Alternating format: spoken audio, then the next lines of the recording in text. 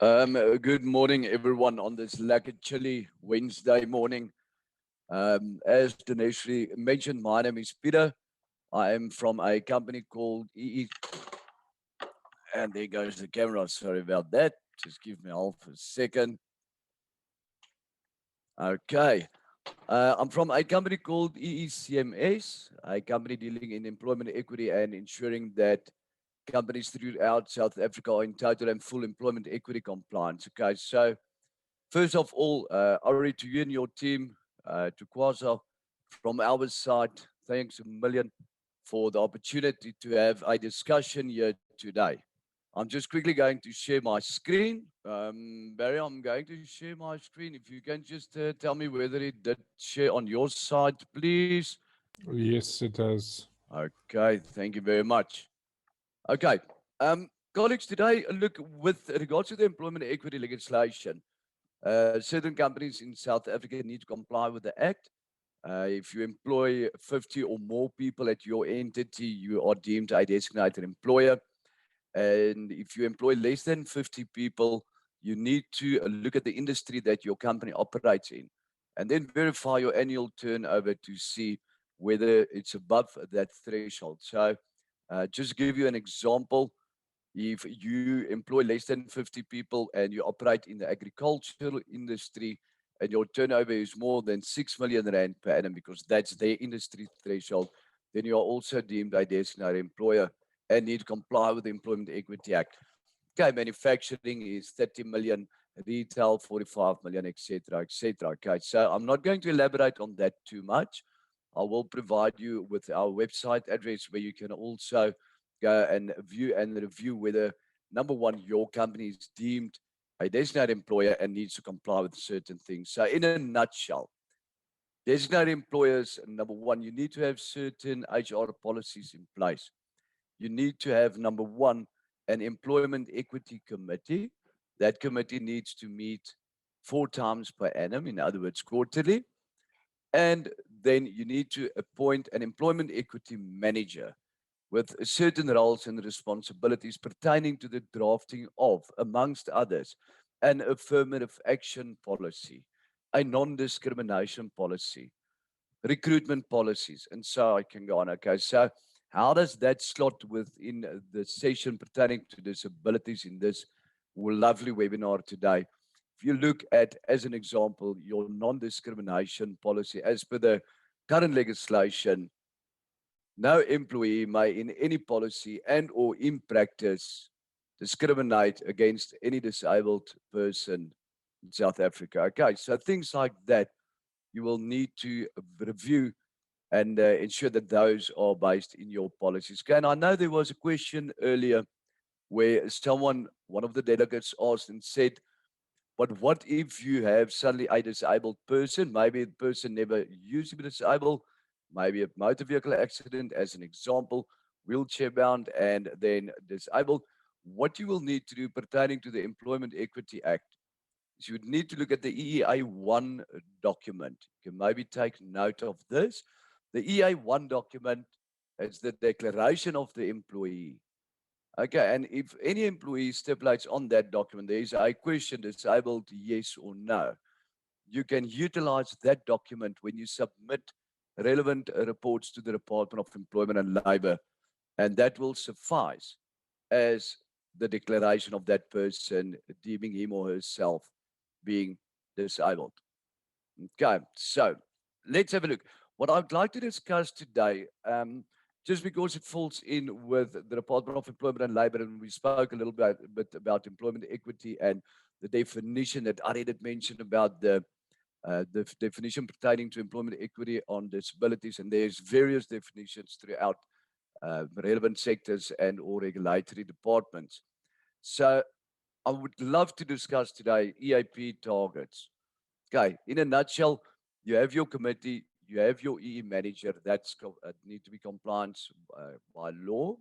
Then you have to have an EIP analysis.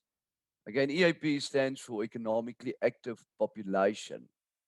And I'll get to that because that's our discussion point for this session here today. Then you take your EIP analysis and you need to utilize that to draft an employment equity plan on how your company would reasonably progress towards transformation in South Africa. And when we are saying transformation, is between various races and genders, as well as the disabled. Once you have your plan, that plan needs to be monitored at least 4 times per annum. In other words, in quarterly meetings, and you have your top management involved. You have your manager, that's usually your chairperson, and in the majority of instances, your HR manager, as well as your committee. And every year, between the 1st of October of any given year and the 15th of January the following year, you will then need to submit relevant reports to the Department of Employment and Labor, and that's called the EI2 and the EI4 report. But colleagues, let's focus on EIP. Number one, what is EIP? It stands for Economically Active Population. Okay, so what Stats South Africa and the Quarterly Labor Force Survey do? They compile information of all the people throughout South Africa between the ages of 15 and 64. Okay, why the age of 15? Because with parental consent, you are allowed to start work at the age of 15, and the age of 64 is the average retirement age. And then if you take all of those people, it's currently 34.9 something million people, let's call it 35 million people. The Department of Employment and Labor refers to that 35 million people as the workable population. So it includes, colleagues, your employed as well as unemployed people throughout South Africa.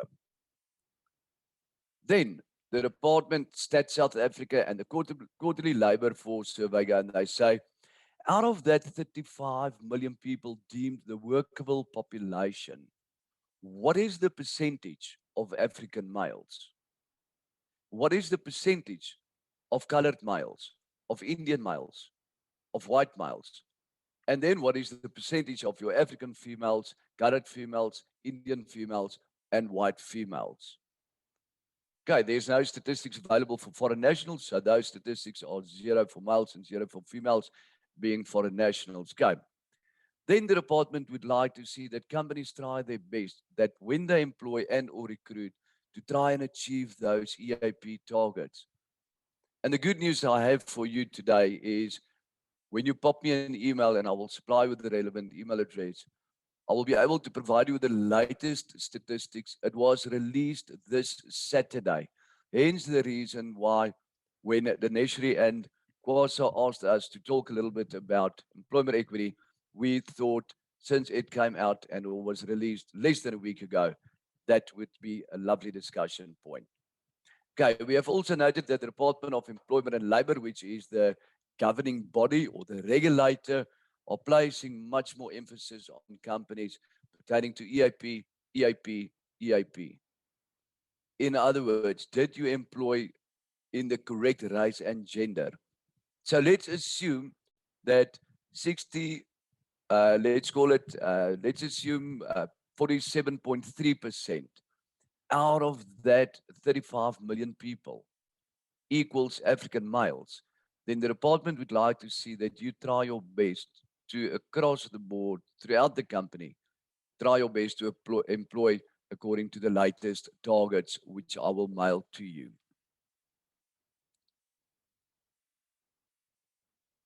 Okay, so in other words, you get your EIP analysis as per section 19 of the Act.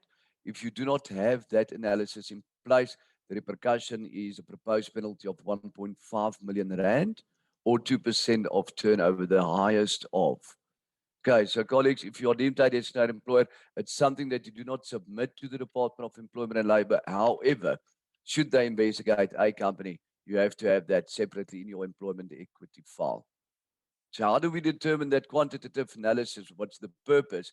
It's to determine the extent of underrepresentation and or overrepresentation of all your race and genders within top management and senior management, middle management, junior management, semi-skilled, and the unskilled. Then you need to determine priorities from the highest to lowest underrepresented race and genders. We're going to show you a practical example just now based on a fictitious company. And why do you need to do that? Ladies and gents, every time before your company employ, promote, and or terminate for that matter, any person, you need to look at where your highest underrepresented race and genders are within that specific level. Okay. The target, when we are talking about targets, throughout South Africa, all designated employers, the targets for employing disabled equals 2% of your workforce. In other words, when you talk to the nursery, go and have a look at your workforce. Should you employ 200 people, the chances are extremely likely that should your company be investigated, that the DL inspector would love to see that you employ at least 4 disabled employees and or more. Okay, we have found it in more than 70 DG reviews. The DG review is the highest level of investigation in South Africa, where the inspectors literally request companies and say, if you do not employ disabled, what are you going to do? What, why not? It's called a barrier. What is the affirmative action measure? And how are you going to resolve the matter? We know how you're going to resolve it. You're going to make contact with the nursery. Okay, so target for the disabled is 2% of headcount. Okay, so then you need to determine your highest and lowest underrepresented race and genders, and you need to utilize that before appointing. Okay, so that's the quantitative, and I'll get back to the quantitative in a minute or three. Then you have your qualitative analysis. Okay, so both of these are combined into one document. The qualitative analysis is where your company, if you are deemed a designated employer, will need to do an analysis of all your policies, your practices, your procedures, and your working environment to identify barriers that adversely affect people from designated groups, including the disabled, and implement affirmative action measures on how those barriers would be overcome. Okay, so I'm going to give you a quick example. Let's assume we at EECMS, we are in need of a financial manager, and let's assume it's a middle management position, and we place an ad, and we place that ad in the Rapport newspaper, which is dominantly read by Afrikaans white males. Do you think that that is a barrier? Our policy stipulates when we advertise in the Rapport. Most definitely, colleagues, it's a barrier. Why?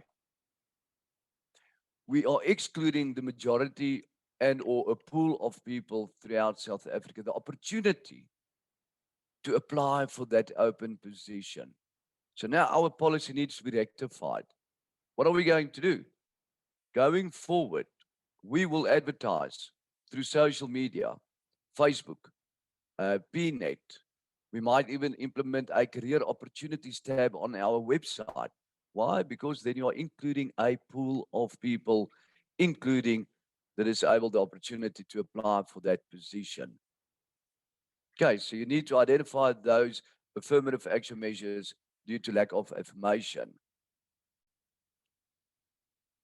Step 2, determining underrepresentation and or overrepresentation. An analysis of the workforce profile should provide a comparison of designated groups using up-to-date demographic data in terms of the EIP and the representation of various levels, which is contained in the regulations in the form of the EA. In other words, the demographics. You don't need to worry about that. I will provide you with the national as well as provincial statistics that was released to companies last week, Saturday, or the past Saturday. Okay, and then you also need to utilize the EA9 to distinguish between whom are deemed top, senior, middle, junior management, semi-skilled, and unskilled. Colleagues, then under and overrepresentation of particular groups, whether designated or non-designated, must be captured in your EIP analysis, the quantitative part of it, to inform and prioritize the strategies that you will utilize in your employment equity plan on how the company will be transformed in the next 1, 2, 3 years, or whatsoever the case may be. Determining underrepresentation and over, top management, the EE manager, and the committee, employment equity committee, they need to come together and say, you know what, colleagues, we need to determine strategies. Underrepresentation especially, How are we going to address it? What are we going to do? And by when are we going to do it? And who will be the responsible person that will be accountable to ensure that those processes, policies, and practices are being implemented and monitored? Okay, so our advice here today is review your current employment equity targets, review your actual workforce, take into consideration the under and overrepresentation, and prioritize before you recruit. So, Barry, I'm going to hand over to Barry. Before I go there, you will see, colleagues, there's the latest EIP targets. Barry, if you can maybe just type in my email address in the chat room. Colleagues, 100%. thank you. There is my email address as well. In other words, if you want this PowerPoint presentation, we actually did quite a session yesterday as well, a little bit more in detail based on the same things. It's more or less a 58-minute session. It's on a recording. I will be able to mail that through to you as well.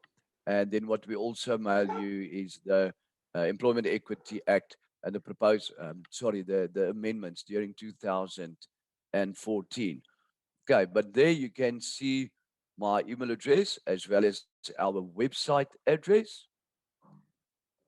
And I'm going to stop share. Barry, will you log into the online portal for Demo Company, please?